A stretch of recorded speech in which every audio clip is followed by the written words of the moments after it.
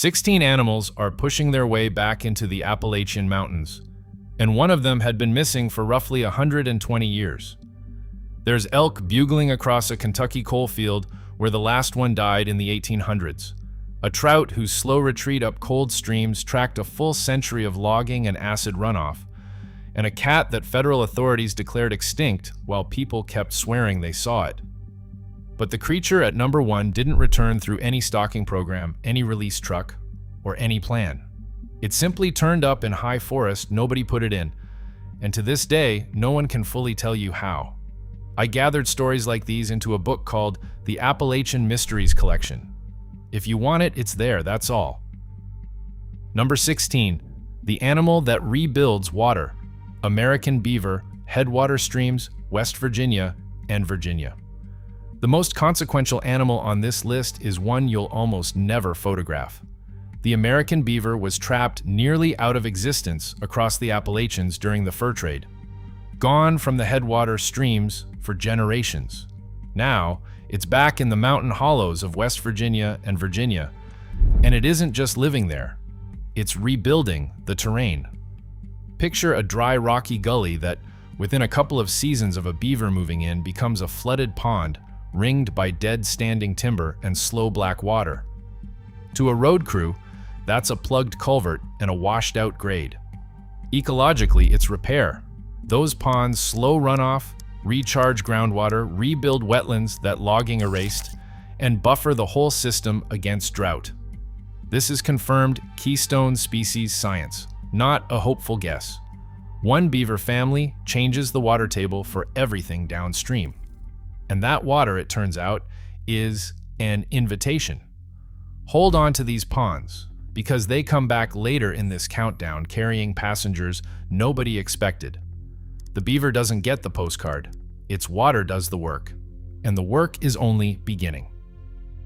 Number 15, the vulture chasing warmth. Black vulture, Northern Appalachian Range. Not every animal moving into these mountains is a feel-good story. Some are a warning. The black vulture, stocky and blunt-winged, is a southern bird by history, but over recent decades, its range has crept steadily up the spine of the Appalachians into territory where it never used to winter. Picture a cluster of them hunched on a rusted-out fire tower on a cold morning, wings half spread, waiting for the air to warm enough to fly. To the casual eye, they're just another roadside scavenger, interchangeable with the turkey vultures already there. They aren't. They're northward push tracks warming winters, and it arrives with friction. Unlike turkey vultures, black vultures will harass and kill weak or newborn livestock, and their spread has put them squarely at odds with farmers along the mountains. Researchers still debate how much is climate and how much is other factors, so call it expansion in progress, not a closed case. Most animals here came back because the land healed. This one arrived because the thermometer moved and it brought a fight with it. Number 14, the falcon raised on bridges, Peregrine falcon. Appalachian cliff faces.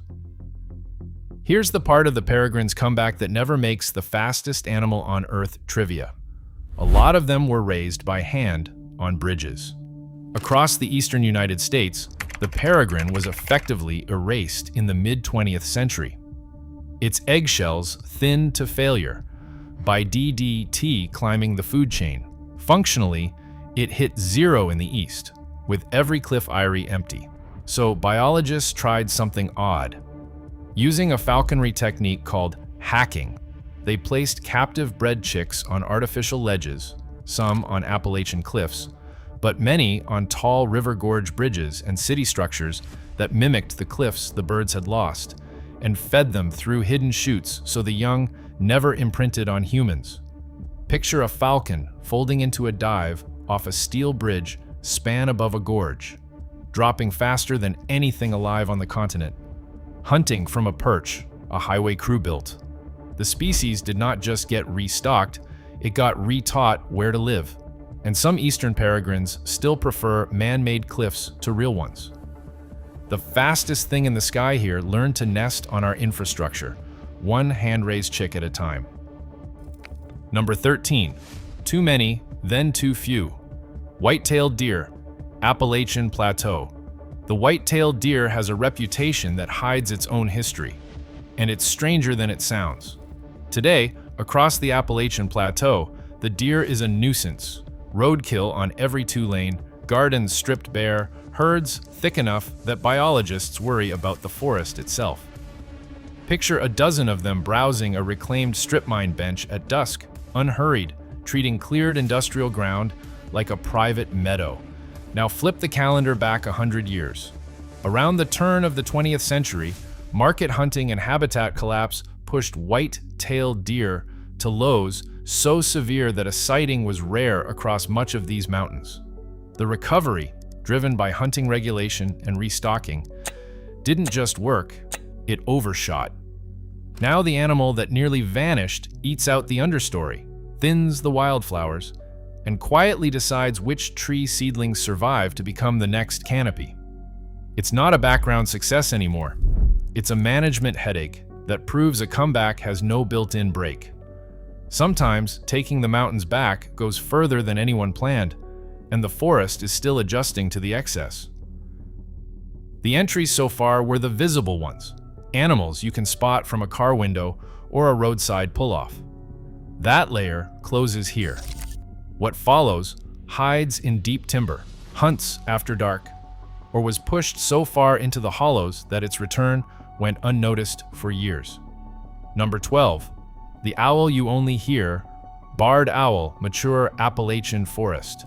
This next recovery is one you hear long before you understand it. Across the Appalachian Plateau, the barred owl has grown dense in the second-growth forest that clawed its way back over the last century. Picture standing in a hollow after dark and catching it, an 8-note call rolling out of unseen timber, the one people write down as "who cooks for you." It's easy to assume owls are just permanent background, always there, always calling. But the owl's density is a receipt for something bigger. Barred owls need mature forest, hollow trees to nest in, a deep prey base, a real canopy overhead. When these mountains were stripped bare, that habitat vanished, and much of the owl population went with it. What you're hearing now is the sound of the forest itself having regrown enough to hold its predators again. The trees are the actual recovery. The owl is just the part loud enough to notice. The canopy came back so quietly that its hunters became the only proof, and they only announced themselves after dark. Number 11. The verdict in the water.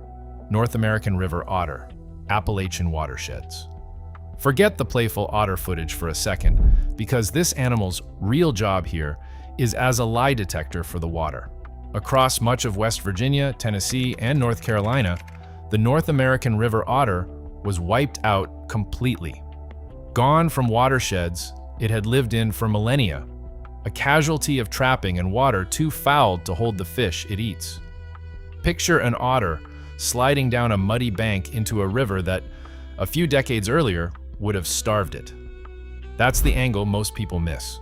An otter can only live where the food web underneath it is intact, so its absence was a standing verdict on the river. When state programs reintroduced otters in the late 20th century, they were really running a test: release the animal, and if it thrives, the water passed.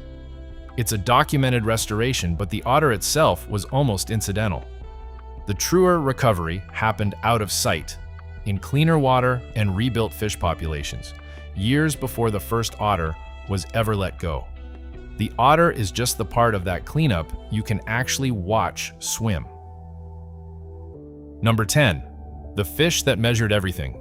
Brook trout, cold headwater streams. Not every entry here is a victory yet. Some are repairs still underway. The brook trout is the only trout truly native to these mountains, and its story is written in retreat. Over a century, logging stripped the shade off streams, sediment smothered the gravel it spawns in, and acid runoff from mining soured the water outright. The fish answered the only way it could, by climbing, pushed into the highest, coldest, most broken up headwaters left.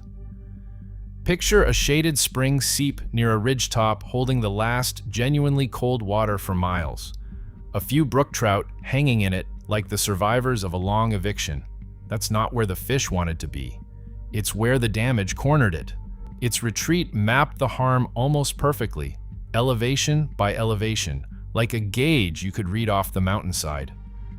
Now, through stream restoration and acid remediation, some of that range is slowly being handed back, but the recovery is real, partial, and genuinely contested among the people doing it. This one isn't a triumph. It's a repair in progress, and the ending hasn't been written. Number 9. One cat, maybe two. Bobcat and the eastern cougar question. Deep Appalachian forest.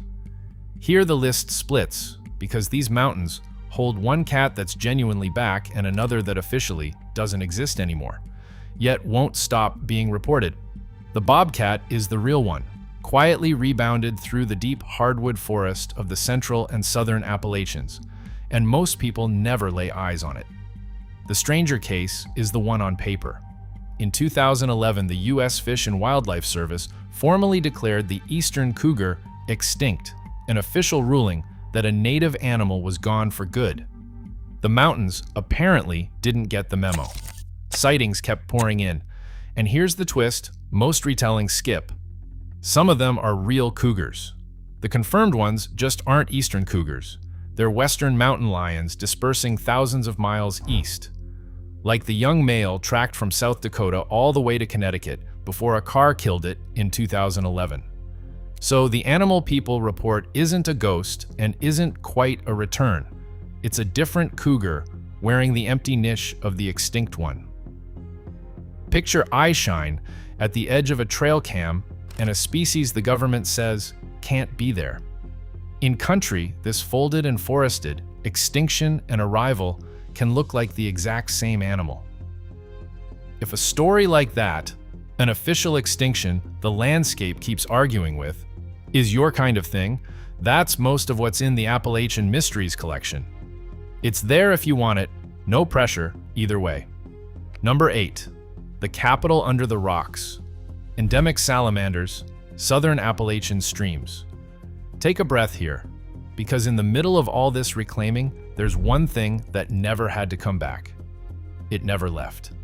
The southern Appalachians are the salamander capital of the world, holding a density and variety of salamander species found nowhere else on the planet, and new ones are still being formally described in the scientific literature.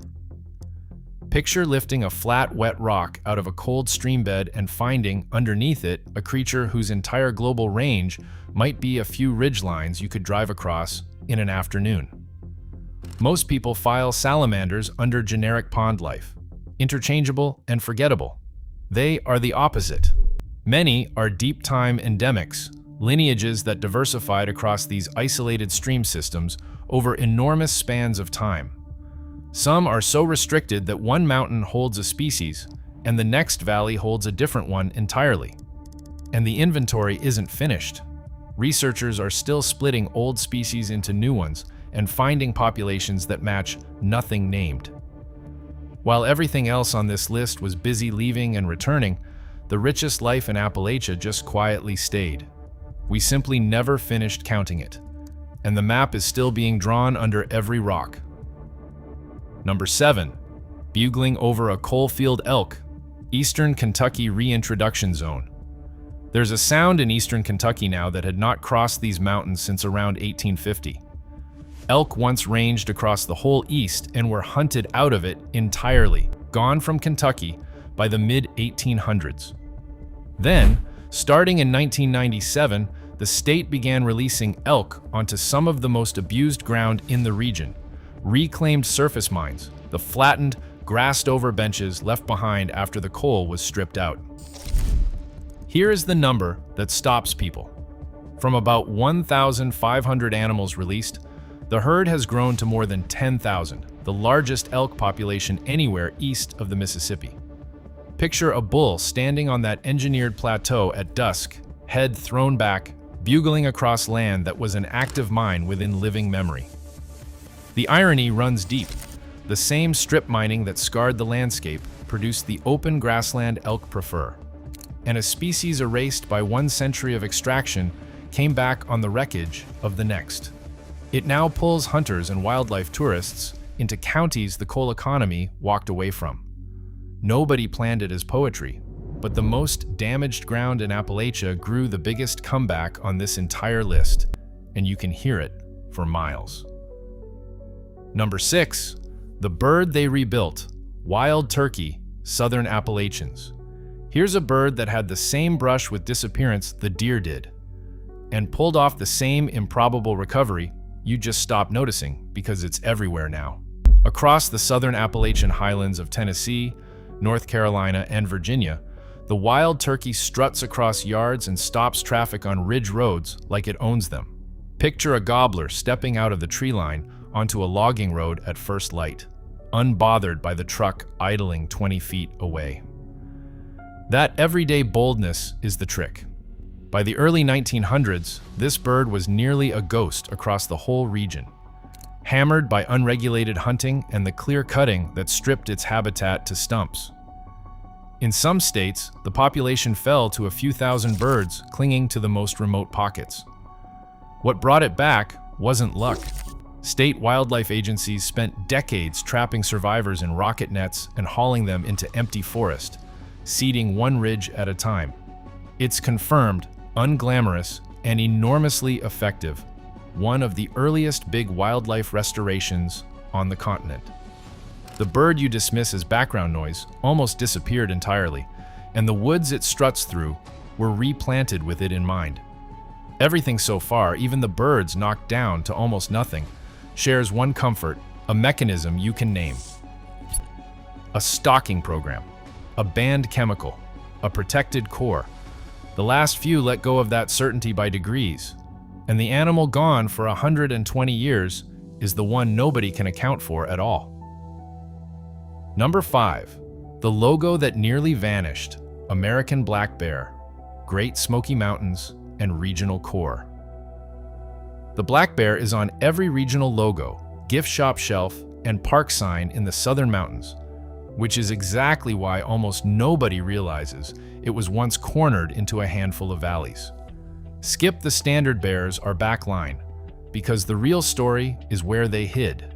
By the early 20th century, after heavy hunting and the near total clearing of the forest, southern Appalachian black bears had collapsed into remnant pockets, holding out mainly in the most rugged, protected cores. The high country that became Great Smoky Mountains National Park effectively served as a refuge that saved the regional population. Picture a sow and 2 cubs working a fog-wrapped hardwood slope, moving through second-growth timber that itself is only about a century old, on ground their ancestors survived on when almost nowhere else was safe. From those few strongholds, the bears radiated back outward as the forest regrew, recolonizing ridges empty of them for generations. The recovery is confirmed and, in places, complete enough to cause trouble. Bears in dumpsters, bears on porches. The animal stamped on all that merchandise came within a few protected valleys of being nothing but the merchandise. Number 4, the symbol that stopped breeding. Bald eagle, Appalachian River Valleys. Everyone knows the bald eagle came back. Almost nobody remembers that for a stretch, the national bird essentially stopped reproducing. Along the major Appalachian river systems, the same DDT that erased the Peregrine thinned eagle eggshells until they cracked under the weight of the nesting parent, the birds were still there, still building nests, but the eggs failed year after year. A slow-motion extinction with no dead adults to notice. Picture an adult eagle over a reservoir today, white head catching the light above water that 60 years ago held nesting pairs producing almost nothing. 2 things reversed it, and neither was the bird's own toughness.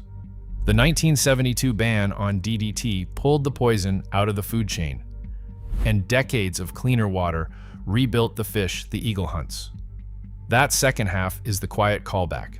The eagle recovered alongside the very same rivers that had to be cleaned before the otter could return.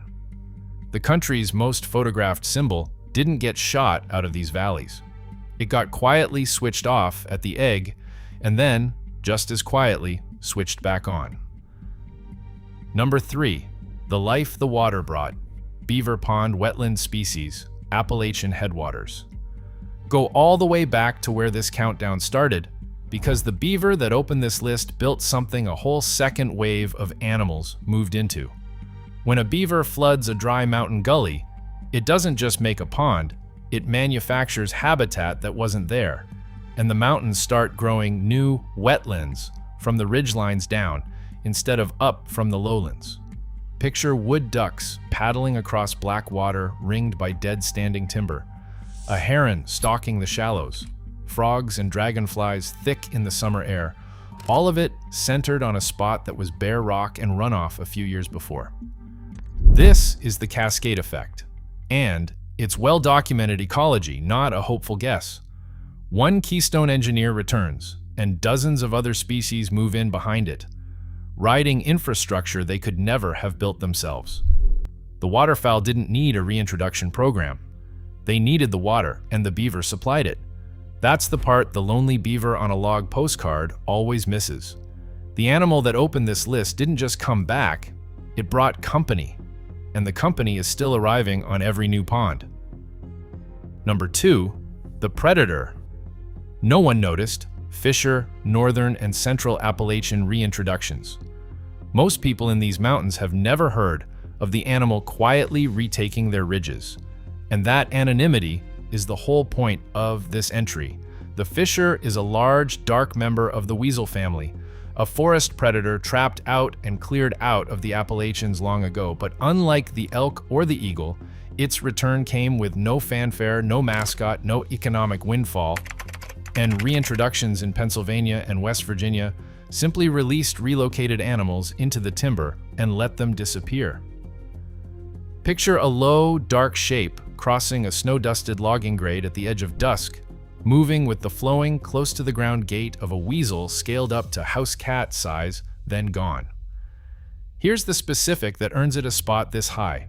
The fisher is one of the few predators that regularly kills and eats porcupines, flipping them to attack the unquilled belly, so its return silently reshapes the whole forest floor beneath the notice of the people living on top of it. The population is still spreading, still filling blanks on the range map, meaning even the biologists tracking it are working from an outline. Some animals vanish without a headline and come back the same way, and the fisher is out there right now, rearranging the food web while nobody watches. Which brings us to the one animal that came back the same silent way, except no one released it at all. Number 1. Back with no explanation. American marten, remote, high-elevation forest. And here is the animal the whole list has been circling, the one nobody released, nobody planned for, and nobody can fully account for. The American marten, a slender tree-climbing relative of the fisher you just met, was wiped out of stretches of the northern Appalachian highlands more than a century ago. Trapped out, logged out, written off as gone for good. Then, decades later, the traces started appearing, where there should have been nothing. A few paw prints in fresh snow, a shape on a trapper's trail camera that biologists first refused to believe. An animal that officially wasn't there, quietly turning up in high country it had been absent from for roughly 120 years.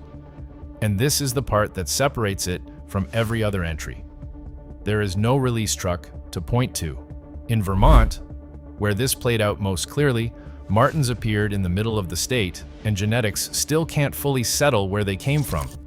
Leftover animals from a distant reintroduction, drifters down from Canada, or a remnant population that somehow survived undetected the entire time. The origin is, in the researchers' own careful phrasing, genuinely disputed. Picture a single infrared frame pulled off a memory card months later.